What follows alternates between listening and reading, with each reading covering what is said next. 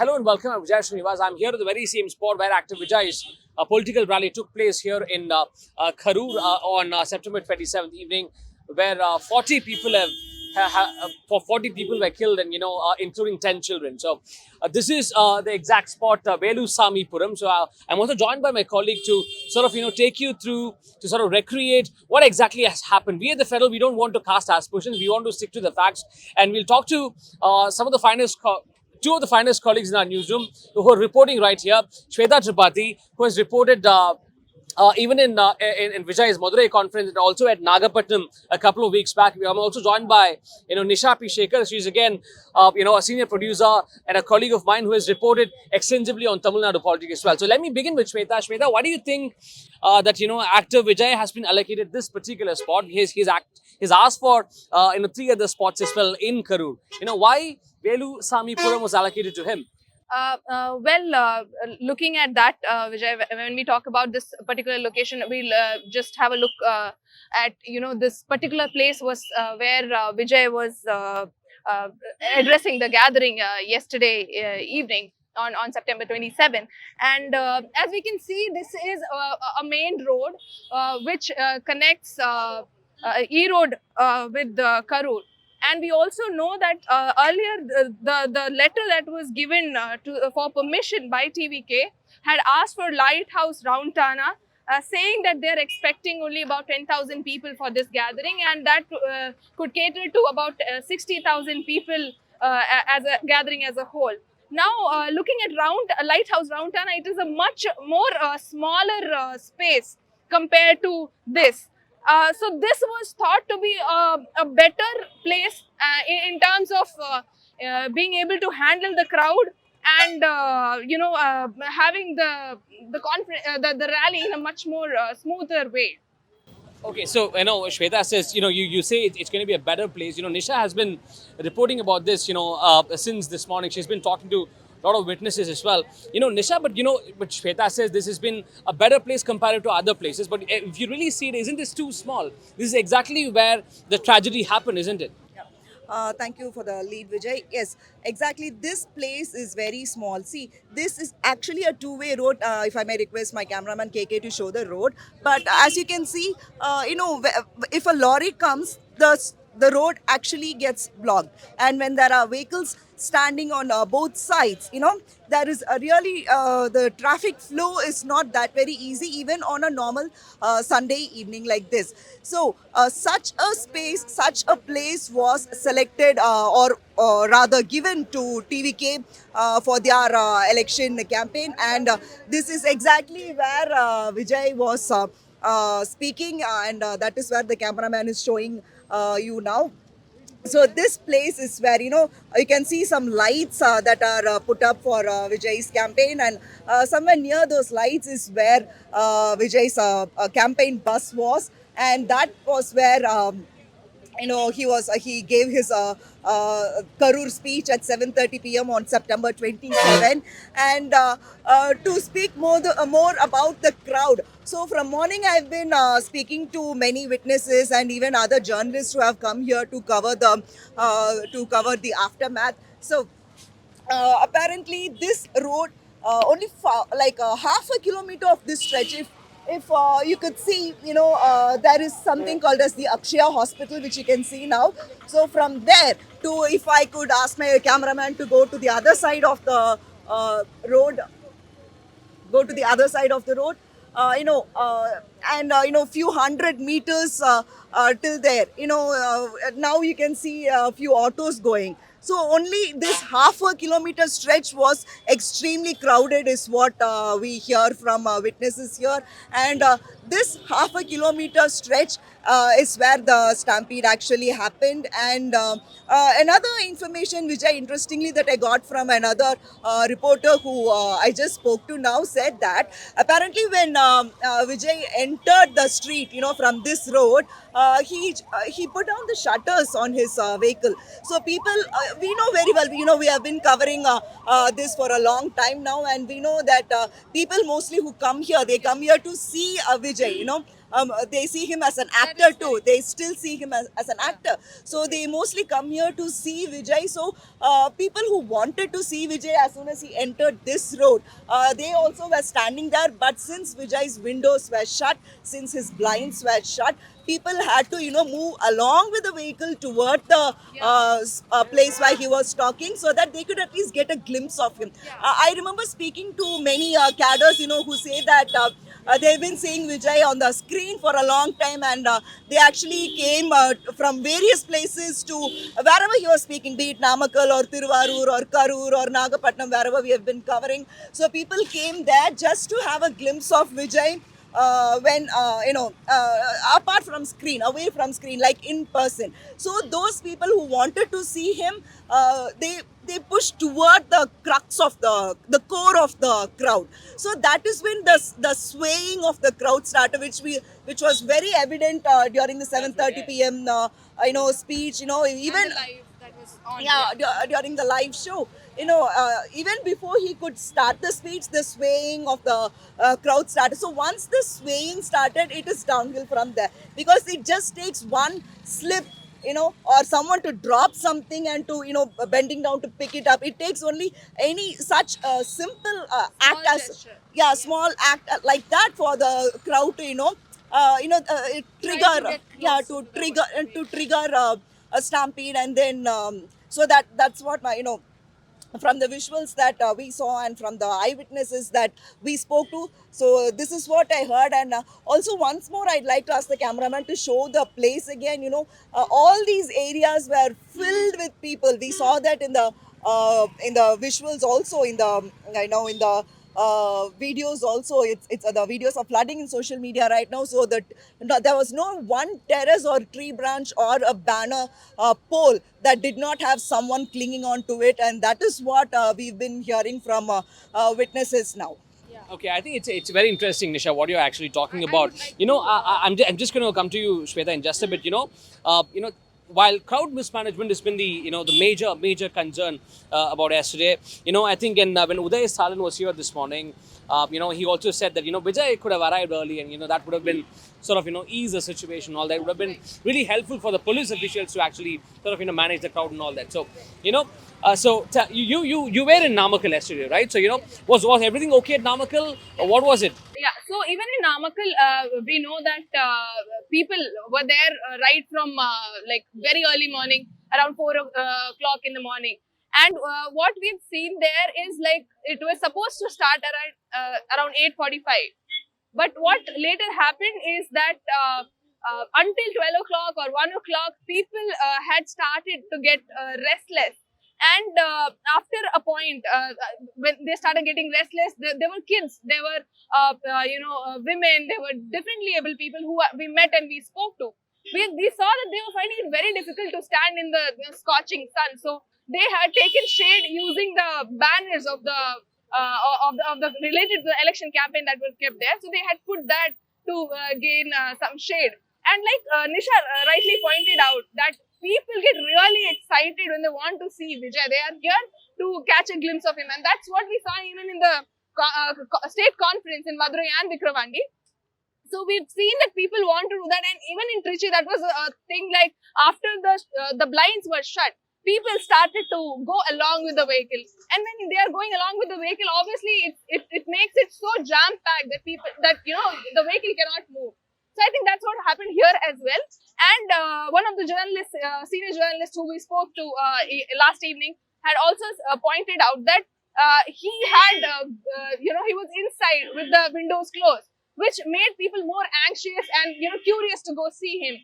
So what had happened is, like, had he come out, people would just look at him, waved at him, and would have walked out. This is what happened in Namakkal as well.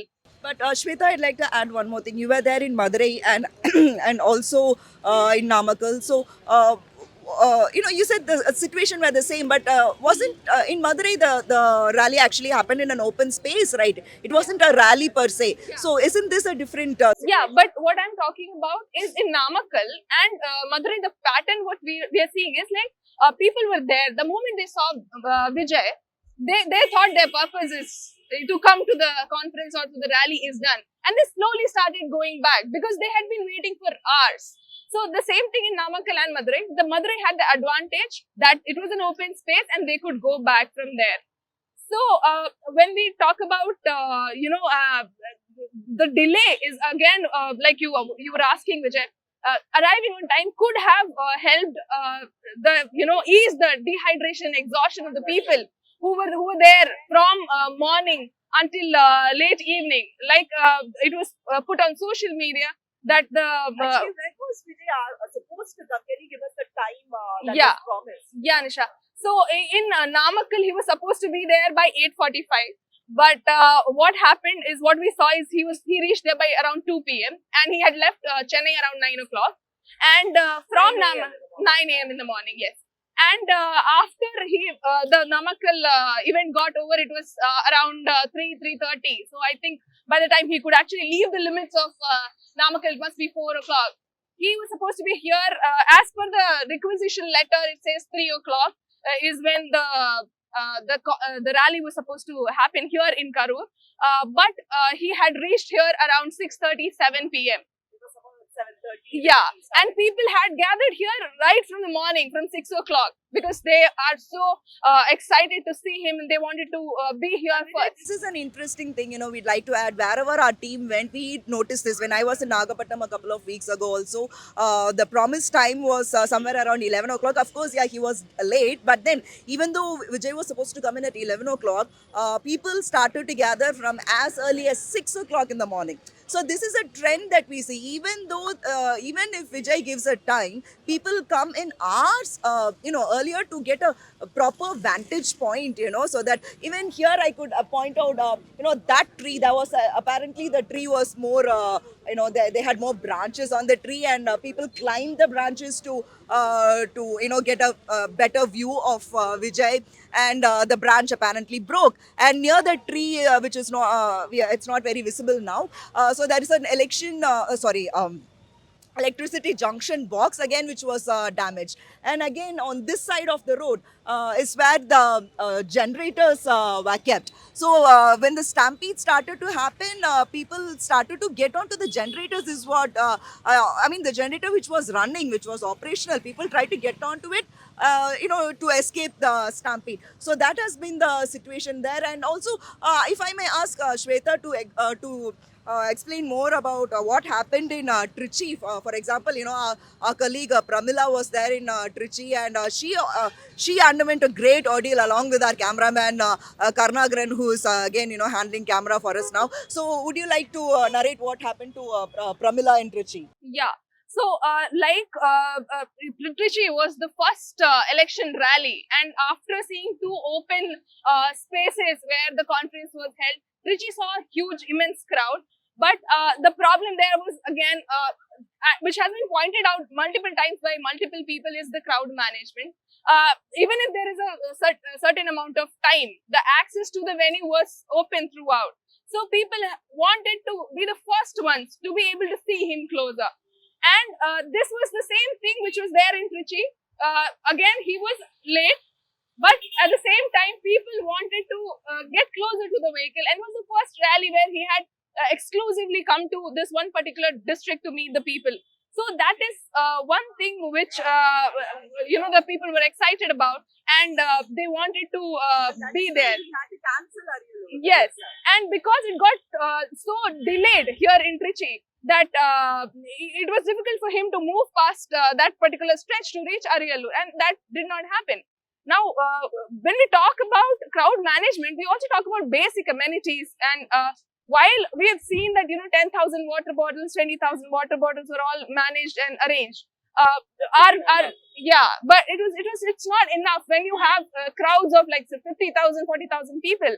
We had our own camera person faint in the venue, and it took them 20 minutes to find water. So we can see. Even then, the water, people started the cadres that started to play with the water bottle. Yes, and we saw a lot of people misbehave with the media people, and the reports were all there. I'm going to bring in so Nisha here. Nisha, you've covered other parties as well for a pretty long time. So, what kind of stark differences you see from the DMK or the AIADMK or even the DMDK with the TVK right now? Okay, so that's what we journalists have been, discussing for a long time, even with Pramila, our own colleague, and with other journalists too. So, we've been covering DMK, ADMK, the two major parties in Tamil Nadu for a long time, and we've attended several campaign rallies, several protests, huge protests also. And let's stick to election campaign rallies. So, we've been covering these, but, whenever we walk in with a camera or a mic, people used to say, press varanga vali vidunga, which means, the press is coming, make way for them. So we kind of had that, we were given that kind of priority and we were respected, but that is something that was totally missing here, Vijay. We had, even I personally endured this. So there was someone who actually asked me, you have dyed your hair, why don't you ask my bite? So I actually had to think, what is the connection between dyeing my hair and asking a bite? So we usually encounter such jeering, but not in this not this intense, I would say. And also, people as young as 13, 14-year-olds were trying to have a good time with the press, trying to come in front of us, and while we are giving face to cameras, trying to talk while we are talking on camera, and so this happened a lot. And there is actually no media designated media place. Yeah. I would just like to add to that, like while Nisha talked about the election campaign, I would just again like to go back to the conference, state conference that was held in Madurai and Vikravandi. And one thing that we could note very clearly is that in other parties, when we have covered that, we see that there is an organizational structure wherein the district secretaries come into play, wherein the state level leaders come into play, and at the it is managed overall. But what happens is that what happened here is what we could notice is that in terms of TVK, like they also say that there is no senior junior politics here, we are all equal. In Madurai, we saw barricades being broken, we saw people breaking into the media, And bouncers helpless. yeah, and we had bouncers which gave us a feeling that it will be more safe. There are 3,000 bouncers that are there, but bouncers were definitely not enough. And it was all like, there was no way that they could fight the huge crowd, I think, which was in lakhs in Madurai. And the same thing which you see here is like everybody had some sort of pass which gave them access to the media arena, to the VIP arena, and to the VVIP arena, which was closer to the stage. Now that's a thing for them to get close to Vijay, for them to have a closer look of Vijay. Now that is one thing which I felt could have been managed better, because when you give access to everyone, there are tens of thousands of people who want to be in the VIP area. Now where do you and I do our job, and where are the actual VIP people who can actually ensure that general public is safe? I was actually thinking that maybe such a situation could have happened in Madurai, because the barricades which are this height, people who were actually jumping over that and getting close to the There stage. is no stopping when it comes to hero worship in Tamil Yeah. Nadu, That's right. which is quite evident. And over to you, Vijay. No, that's okay. So, Shweta, what I wanted to ask you and focus on, I think we spoke extensively about the DMK's version and all that. I think the TVK's version this morning, me and Isha were together, we were talking to witnesses as well. Even people here, they felt that the police deployment wasn't enough. You were there yesterday, so and some even pointed to some amount of Lati charging at the fag end of the Vijay speech and all that. Some also spoke about electricity cut. Vijay also too had spoken about this in his last rally as well. That there were power cuts, there were audio cuts and all that. So you think that could transpire to all this sort of commotion there?